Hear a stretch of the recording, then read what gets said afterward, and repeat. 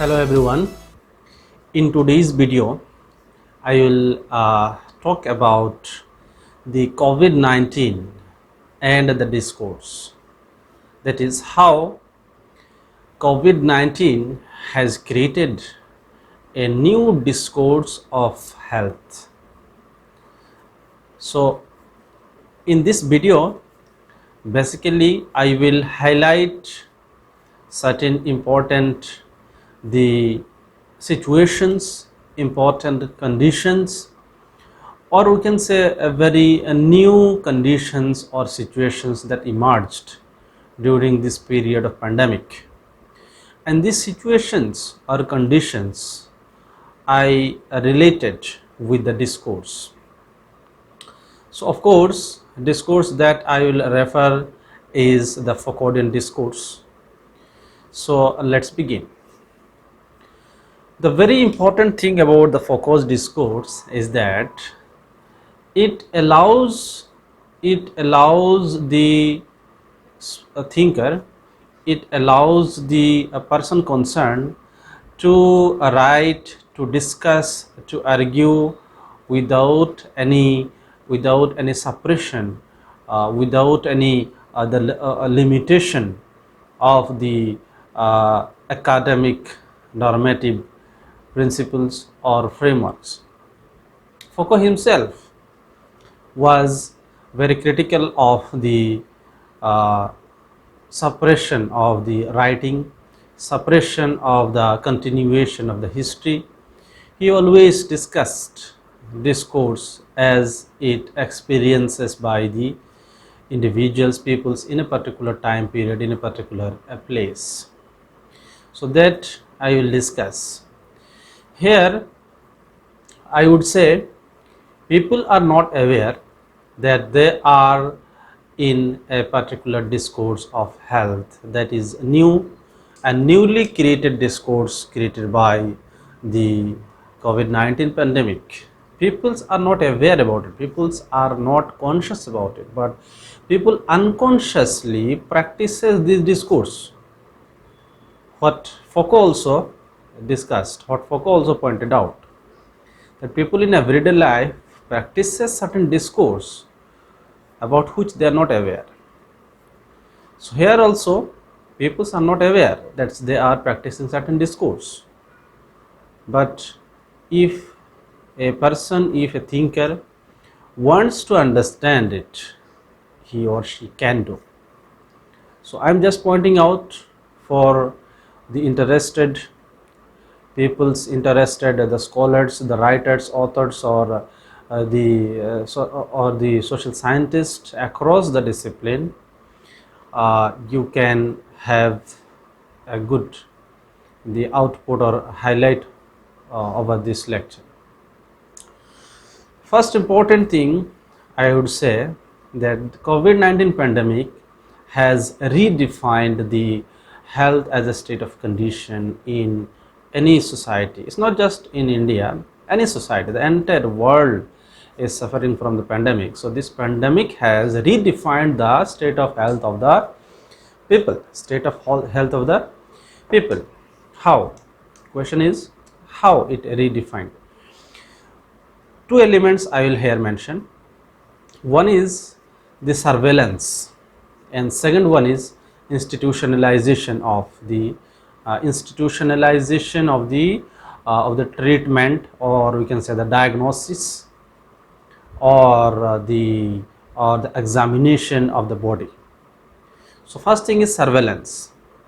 Now for the first time in the present century, it may be the people are experiencing that a state run surveillance system is ensuring the health of the people.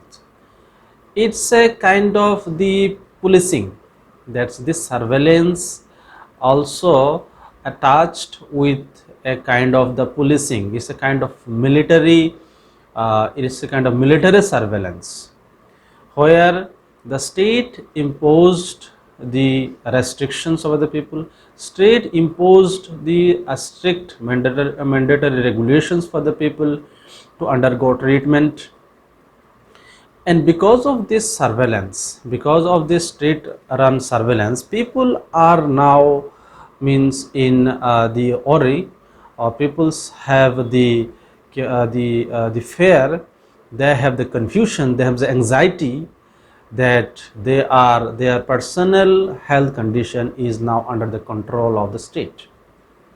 Their personal health is not free now. But my question is not that. This is of course a good things we can consider, that state is taking care of the people's citizens. But question is, what about other diseases that is also simultaneously in operation, that are also simultaneously in its action, that people are suffering? There are numbers of such diseases, numbers of such the illness which are people facing every day, but these are not created such surveillance mechanism. There may be counter argument or justification that this virus is very dangerous, it spreads through contact, physical contact, or many more things. That understood. That's technical things I am not pointing out here. I am not doing any technical points out of these things. But thing is that this pandemic has redefined the state of health, first through the surveillance, and second I have mentioned is that the institutionalization of the treatment. Institutionalization of the treatment. In institutionalization of the treatment, again two important things came first time, which people got to know about it. Many people got to know about it for the first time, and some aware peoples had some knowledge maybe. These two things are quarantine and social distancing. So in the institutionalization of the treatment, this quarantine and the social distancing came as a very important mechanism for the peoples. So now peoples try to understand, or peoples are adapted to understand, that quarantine or self-isolation is essential, social distancing is essential. So if they maintain it, they may get rid of the disease. But the point is that this discourse has another implication, because peoples are just creating trend in the social media about the disease, about the pandemic, through certain pictures, photographs, certain the activities in and around the quarantine facilities, quarantine center, social distancing norms, wearing of mask, the performing of hand sanitization. So all these things are appearing in the social media as if these are rituals, but this has become a part of the institutionalization of the treatment. So people also are adapted to understand these as the part of their life, this is the part of their health condition. But here I would say that this is what people is practicing, a new discourse without having any consciousness. They are not conscious, but they are practicing a new discourse. So I will elaborate these two things with some critical understanding of the situation. First, I will point out the trend which is going on in the social media. That's how this state of health has become a public arena in the social media. Before this pandemic happened, the health of the people was a very private matter. Even the neighbor, even the other family members sometimes could not trace this person's went to the doctor, or person visited doctor, or other family member visited doctor. But now your every movement is traced, your every activity is being traced. Your every health condition is being traced. Your name, location, your geography, your history, everything is got public. How? This is because of the social media trend. This is one thing. In detail, in very short things, in very short way, I am explaining these things, or I am trying to tell these things. Another important point regarding social media I will mention is the publicity stunt. How people are doing publicity stunt out of these things.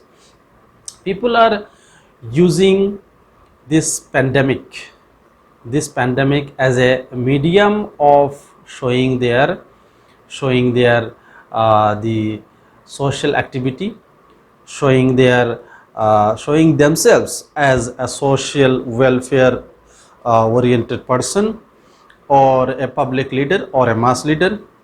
So they are distributing some food materials, maybe of 1 or 2 3 days is the requirement, and taking pictures, and then it posted in the Facebook, in every media.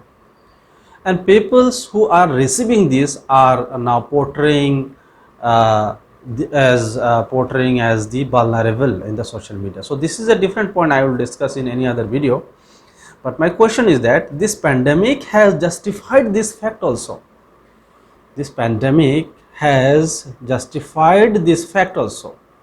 This not actually just this pandemic oriented discourse of health has justified this fact. Now, social distancing, people's cannot go for work, so some so-called social workers will go and do help, and for their publicity stunt they will click photograph and they will go. Nobody will talk about the permanent the alternative solutions of the social distancing and the quarantine, the systems and procedures. Nobody would discuss these things, because this has been imposed, or we can say convinced in a way that people's believes that this is the only way to get rid of the disease called COVID-19. So this is the point, that this COVID-19 has created a very, very critical discourse of the state of conditions, discourse of the health as state of conditions. So this has many negative implication also, because it has created many problems, many allied problems. It has created many allied problems like the unemployment, the lack of work for the poor. But this discourse is so strong that it even undermined these issues, these serious problems. And last important thing I will put forwarded here is the excessive rate of webinars and the online workshops, which are also the product of this new discourse of health. Because new discourse of health is practicing by the peoples, and people's beliefs that now this is the only option, and this is the most suitable option also. Through virtual medium, you can perform a ritual of webinar, so that it will add to your CV, or your name will come in the social media platform, or your name will be publicized in a greater manner. So this is another implication of this health discourse. Health is seriously a very serious issue, but this COVID-19 pandemic has created lots of other ritualistic activities, lots of other distorted activities, particularly of academic, like webinar and all. And this has nothing to do with the development of knowledge, or development of the episteme, or development of epistemological or ontological discoveries. So ultimately we can say that this uh, the new health discourse has lots of implications, and that we can discuss in a greater detail. So in this video I just pointed out certain possibilities, that is certain areas of possibilities which we can discuss, which we can focus on. So please be connected, and if you have anything to say, you can put comment in the comment box of the YouTube, and I will welcome your the opinion, your views over it, and hope the more videos will come. Thank you very much for watching.